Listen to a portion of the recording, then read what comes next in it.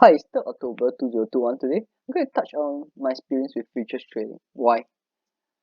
Why? Because as more people are more familiar with investment as well as trading, they'll be dabbling with a lot more instruments besides equities and bonds and things like futures on equity indexes, commodities may come into their platform to say, hey, why not consider all this?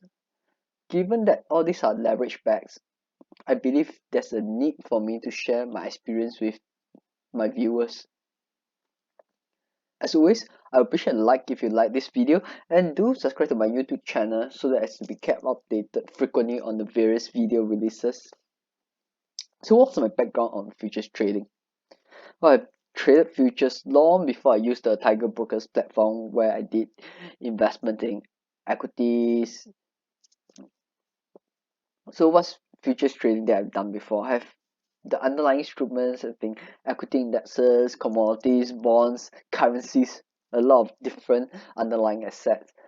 And my position size is in the millions because why? Futures allow us to leverage up.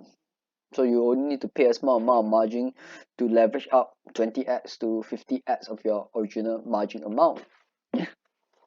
For my background and given what I've done in terms of my risk control and my experience, I believe it's highly unsuitable for most inexperienced traders who are not familiar with stop loss and risk management and position sizing because ultimately position sizing matters a lot in trading and futures trading being such a leverage bet requires even tighter control over one position sizing as well as risk management.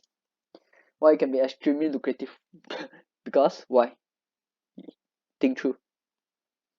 You leverage out to 20 times of your original capital or even 50 times of your original capital. 1% return on equity index will be magnified to 20 times 20%, and it can happen in a very short while. But it's double-edged sword. If you can make 20% within a minute, you can also lose 20% within a minute. So what's my thoughts on future trading? I always believe that we need principles and things to think through, a playbook before we dabble in any investment or trading. So for futures trading, it's unlike any stock investment that one can take long duration bets and hope that one eventually is right. If one is wrong, to me, one must know how to cut the loss fast. And two, because futures trading comes with implicit leverage bet, like what I mentioned earlier, you can be like paying a small $1 margin and play out to $20 to $50 of position size. If you have not done properly, then you can lose 20% very quickly of a position size. For instance, you trade it out to 1 million position size, you can lose easily 20,000 easily when the market moves like 2% or 1 2%. So three, futures are derivative that derive their prices from underlying instruments. And it's not as clear cut like commodities. Beside the underlying demand and supply, there's also the rate situation, like US dollar strengthening. How will it impact on copper prices or crude oil prices? It does impact. And what's the factor? What's the weightage? It's not so clear cut. But people who dabble in futures trading into commodities, currencies, would need to be very attentive to what's happening around the world, macro events, geopolitical risks is extremely sophisticated. That's why I say uh, novice traders and people who are just into trading and investment should try to familiarize themselves with all those risk control and risk management approach and position sizing before they even think about dabbling into futures. But of course, there are traders who just rely solely on technical analysis, like moving average, Bollinger Bands, etc., etc.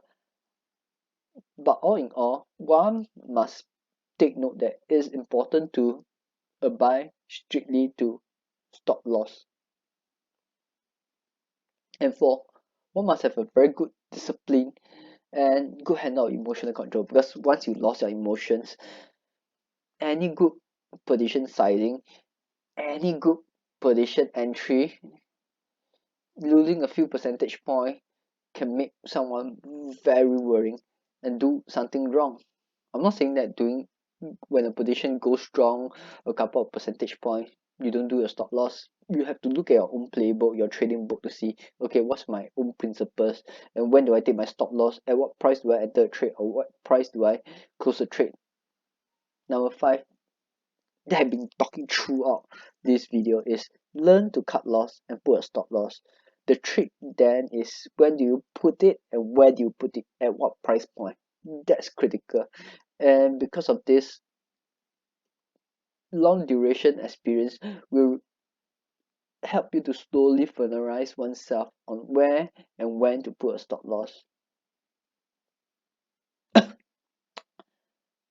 To me, given my experience, I think that we should not read and interpret resistance and support levels so strictly as definite levels. Resistance can be broken, support level can be broken as well.